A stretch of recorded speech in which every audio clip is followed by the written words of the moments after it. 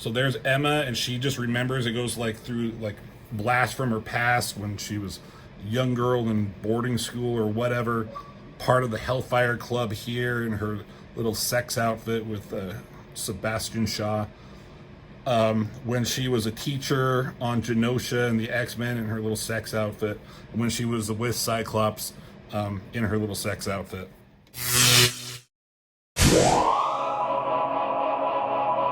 Hey everyone, welcome back to Northman Reviews.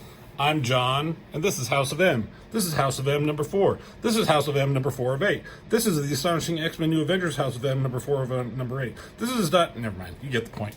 So, we're continuing with this story. I'm really digging it. This is number 4 of 8. So, this is halfway through. Scarlet Witch is crazy. X-Men and Avengers trying to figure out what to do. They go to meet with her. Something fucked up happens. The world turns to white. People wake up.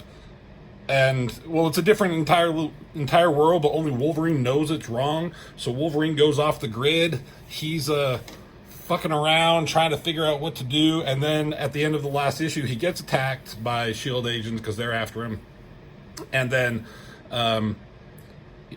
he gets saved by a group of rebels, I guess you could call them, and Hawkeye is there. And Hawkeye had been dead in the Marvel Universe for some time, so him coming back was supposed to be kind of a big deal.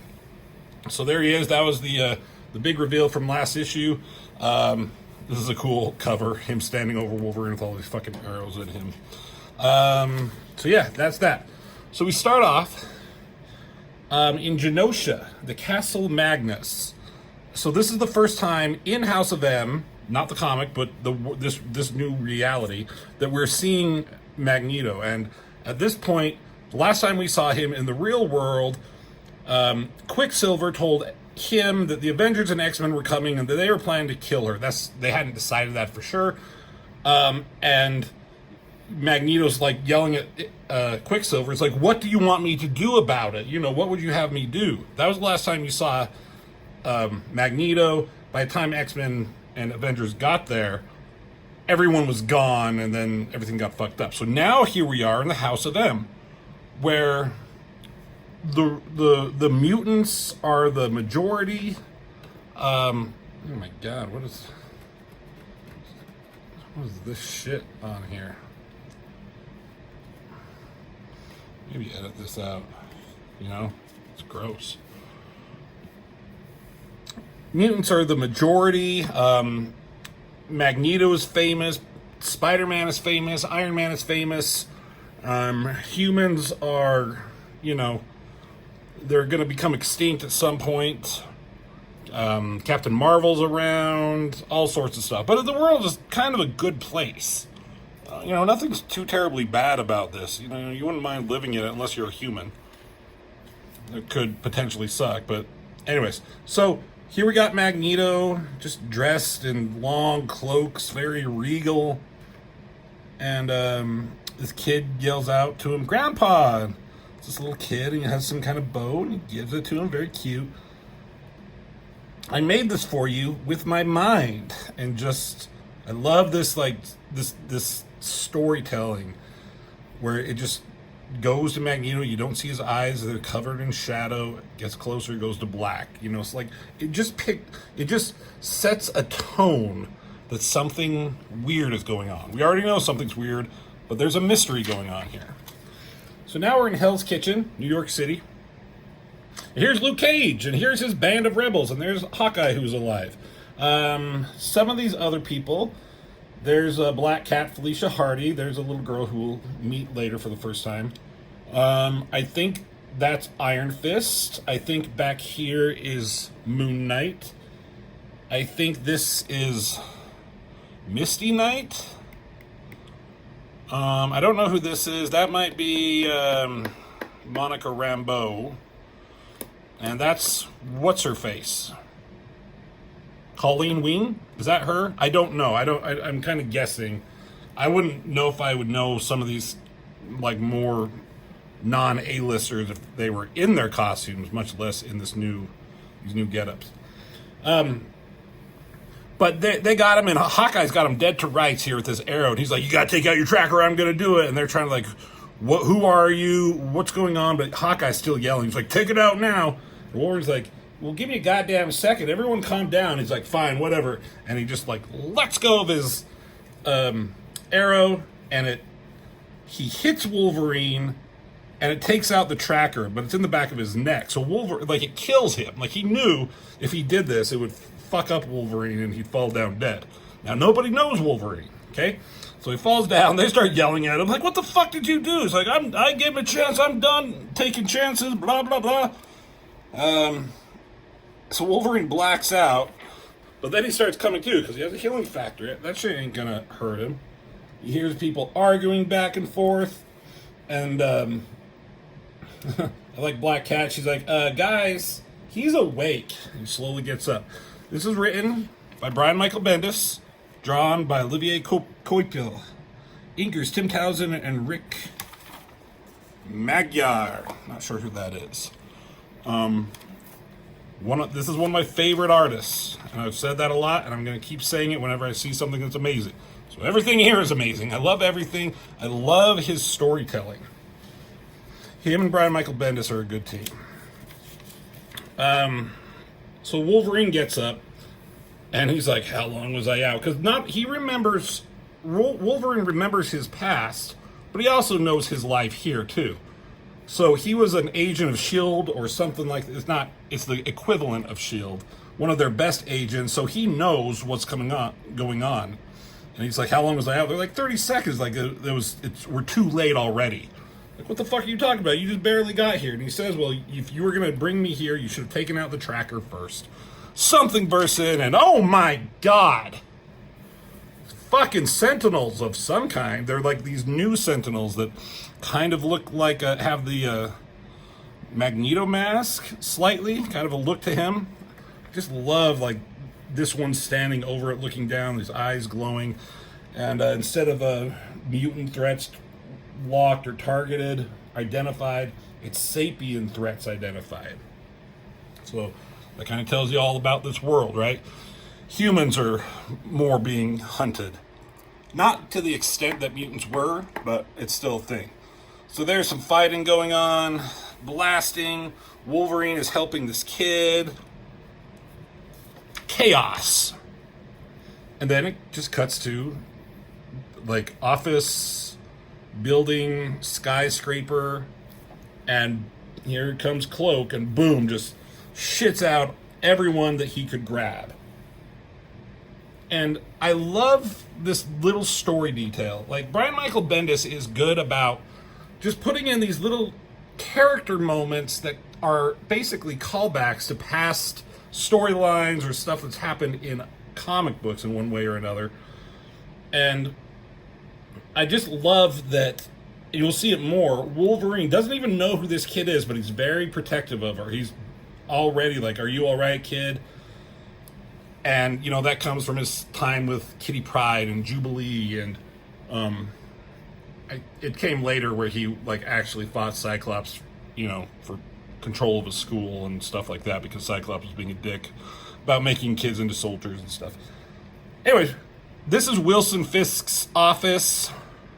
They were in a gang war with Luke Cage, and Wilson Fisk was taken down. So he's like, where are we? And that's where they are. Cloak is like, that's the only place I knew that was actually empty. So then they look out, and this is Hell's Kitchen, just basically on fire. There's smoke, and they're like, fuck, we left so many people behind. What do we do? Do we go back? Cloak is like, I'm so sorry. It's like, it's not your fault. You know, you did what you could. And so now they start having the conversation. There's a lot of exposition going on in this issue. There's, like, this action, such as it were, is the only action in this issue. So now they're just kind of figuring out. So there are a lot of words, and Brian Michael Bendis has a way of, like, when you're reading this, you don't feel bogged down by the words, especially reading it for the first time. You're never like, oh my God, get on with it. Quit with the poetry or the monologuing or whatever. They're actually having conversations back and forth and telling the story, figuring things out. Wolverine kind of tells about his past, everything that he's been doing up to that point. He said Magneto was a mass murderer in my world, but now here he's a savior. And he says oh yeah, and they're talking about Magneto here and his children. He's like, he has 3 of them, but there's the human one, Wanda. And Wolverine's like, wait, what? Wanda, the human one? He's like, yeah, Pietro, Lorna, and Wanda. Wanda's the human one. I love this. Wolverine's in this chair, and it's in the shadow, and he just slumps back. He's like, what the hell does that even mean? And the rest of us are like, what does that mean? Scarlet Witch is a mutant. Why is she human here?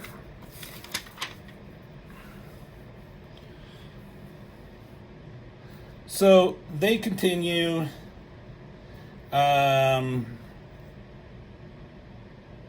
He's telling them about Scarlet Witch and what she could do.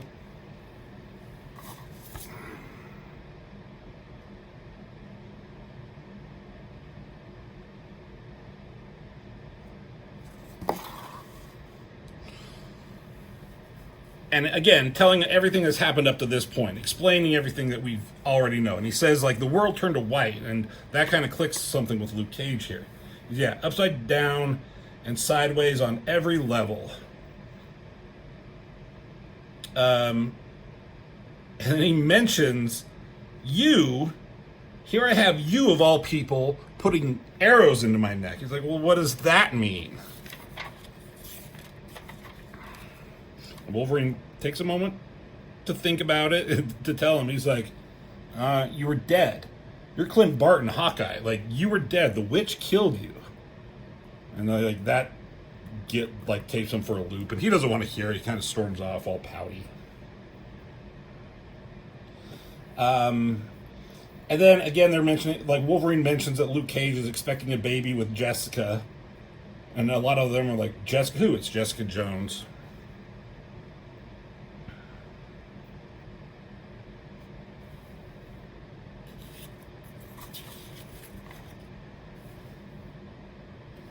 Then, Luke Cage is just telling him who they are, trying to make sure that humans have a fair shake in the world. He's like, yeah, that sounds like something you would do. And you, and you, and you. And they're like, they basically say they believe him. It's like, well, why do you believe me? And like, you see that girl over here? I forget, her name's Layla. Layla? Never been introduced in any other comics as far as I know. But he's like, you see her? Yesterday, she walked into us and told us all pretty much exactly the same thing you just did. Avengers, X-Men, everything. And she doesn't know how it happened, but that it happened in every detail. So again, here's that little moment, Wolverine coming up to her, and he kneels down to her level, which you're supposed to do with children when you're having like serious conversations. You don't want to look like dominate over them all the time in situations like this. So he kneels down. Wolverine's, can be very parentally, something like that. Who are you, Layla? Like the song? No. Funny little moment. And again, I love this little silhouette of him talking with her. She explains everything, that happened, how she can think, how she knows things, and he's trying to get more information. He's like, can you read my mind? She's like, no, but you remember everything. And then she's asking if she's crazy. He's like, no, you're not crazy, and if you are, then we both are. And then Black Cat, Felicia Hardy, she's like, so if this is true, why is it only you two who remember this? And love this shot of Wolverine, great artistically done. Doesn't know. And this is where Wolverine starts to put it together. He's like I said, over the years, I've been mind-wiped more than I can count. I don't remember anything. I don't remember my past. But 2 days ago, I woke up and I remembered everything, every moment, every single moment of my lifetime, up to and including today. And then he looks at her and he realizes, and he's like, it's all I ever wanted. Magneto got his daughter to give us all what we always wanted, so he could have what he always wanted. It's like, how would he even know what we've wanted? And he mentions Charlie. He thinks that Xavier, with his powers, somehow was coerced or made or forced or something. I guess that's what he gets. He doesn't say that here. And he says, is there a phone book? I need to find somebody. So now we cut to the Summers residence, where in issue 2, I think it was, we found that Cyclops and Emma Frost were an item together, married. And Wolverine like looks at this picture. He's like, no. Sees that they're married here. Cool shot of Cloak bringing them all in, and they're like, what is this place? And he's like, it's the home of a friend, I think. And he tells Layla here, he's like, you ready to change the world? He's like, just do what you did to Emma Frost when she comes in. I wonder if Wolverine was thinking that it would be Jean Grey and that she would be alive at this point. So he's probably has this little moments like, that's what you wanted, is to be married to White Queen and not have Jean Grey back? I don't know if she can bring people back from the dead, but, well, she can. She fucking brought Hawkeye back. So, fucking Cyclops. Layla has a little freak out about this whole situation. And again, Wolverine just kind of calming her down. It's like, you're a mutant kid. Happy birthday. And he's like, okay. He sniffs. He can tell. He's like, she's here. Be cool, everyone, because White Queen can fuck you up. And she comes in. I love that, again, artistically, some artists back in the 90s always had to ultra sexualize women, the hot girl phase, and shredded clothes and skimpy clothes and barely nothing there. But you can draw women being sexy wearing normal clothes. And I love that's what he does here with like White Queen. Like, White Queen is always dressed very provocatively, which we're gonna find out here in a second. But she's just wearing this like professional outfit, but just has it like low cut there. That's just a little like, again, a little character moment, just the way she would dress herself. Maybe she would have that buttoned up if she was like actually being more professional, and maybe since she's on her way home, she just unbuttons it. My wife does stuff like that. So she comes in, Wolverine's like, hiya, Ems, and she basically telepathically freezes everyone. She's like, you guys are robbing me? What the fuck? Do you know who I am? Do you know how much trouble you're in?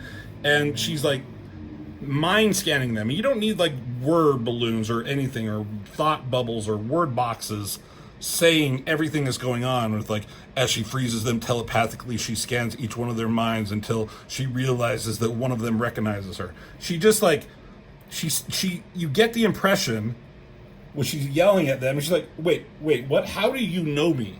So she was just scanning their minds or doing whatever, and when she got to Wolverine, it's like, wait, this guy knows me somehow. And he's like, you're in my brain, take a look. So she scans his brain, which makes her look over here. She's like, wait, what? She's like, I didn't say anything. And then they have this look, Emma and Layla here, like her, I guess this, I don't know what her powers are. I'd have to like research that. But her powers are being activated there somehow, and it basically unmind wipes Emma Frost. I guess that's what they said back here that they did with Luke Cage. I don't know if Luke Cage knows everything, but he knows enough. So Luke Cage must have gotten some information from the real world about who he actually is. So there's Emma, and she just remembers. It goes like through like blast from her past when she was a young girl in boarding school or whatever, part of the Hellfire Club here in her little sex outfit with Sebastian Shaw. When she was a teacher on Genosha and the X-Men in her little sex outfit. And when she was with Cyclops in her little sex outfit. And again, this is when, he can draw her sexy, like in the actual outfits. Now, this does also sexualize women, but there's very specific, I guess, reasons for these ones here. Basically, I'm ripping on Rob Liefeld and all the shit, like bad girl stuff he drew back in the day. And this is White Queen remembering. We've seen this scene before. Wolverine kind of remembered it. And but here, there's Charles Xavier and this look on his face. Crying, horrific. Something is going on. I still don't know. I cannot remember. I don't know if it'll tell us who these guys in robes are. But that kind of like knocks Emma back, and damn, her blouse is becoming even more unbuttoned. Right there, right? That's how you draw sexiness without having to put it right in your face.